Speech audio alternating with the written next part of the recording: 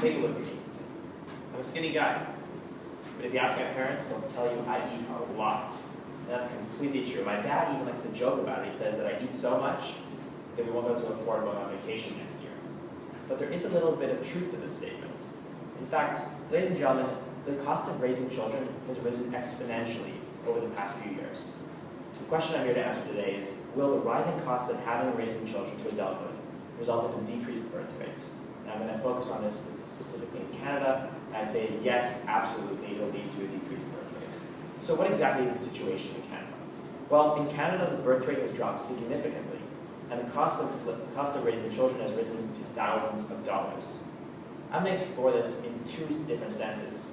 Firstly, I want to talk about it in a monetary sense, how it's a monetary cost having a child. And secondly, I want to talk about it in a time sense, how having children is a burden on your time. So firstly, monetary.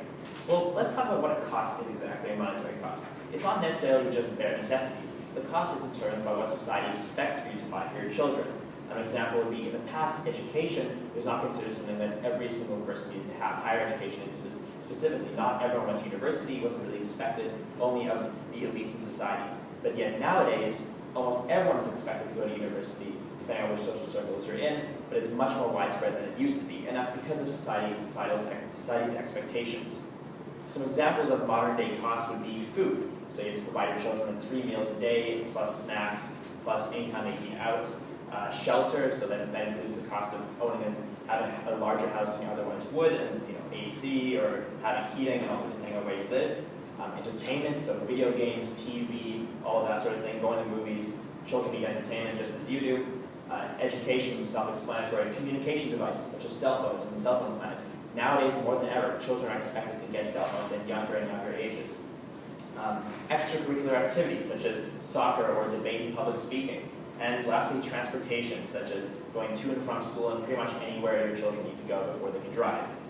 And this is not necessarily a bad thing. The fact that we provide all this stuff for our children just means that it's within our spending threshold. So let's explore this concept a little bit further. So all these things that weren't necessarily expected in the past, we can afford them nowadays.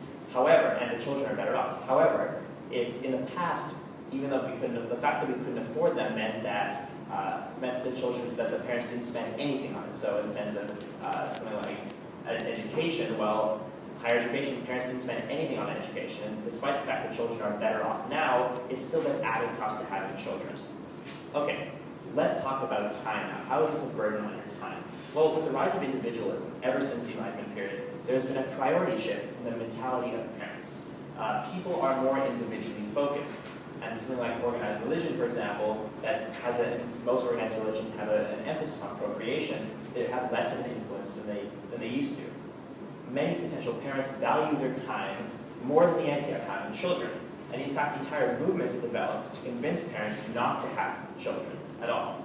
And ladies and gentlemen, let's face it, kids are a huge burden on time. You need time to move them every transportation, because they're completely reliant on you for that until they can drive. Nurturing, so when they're younger and they're babies, they have to have a parent or someone around. Something like doing chores or basically everything you do for yourself, just multiply by the number of children you have, and that's the amount of things you have to do for them. And that's without knowing their specific preferences, unlike for yourself.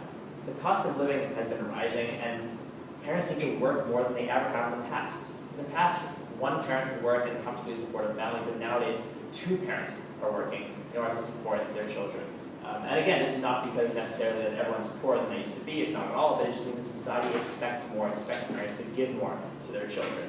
So, ladies and gentlemen, what have I talked about so far? Well, firstly, I explained to you the situation, how in Canada the birth rate has dropped significantly, but the cost of raising children has risen to thousands of dollars. And then I explained it in a monetary sense and a time sense, how both those are huge burdens on your time. And lastly, I explained to you why exactly this is happening. So I told you about the rise of individualism, the idea that the spending threshold is much larger than it used to be, so the expectations of society are much more intense than they used to be. So, ladies and gentlemen, for these reasons, the rising cost of having and raising children to adulthood will result in a decreased birth rate in Canada. Thank you very much.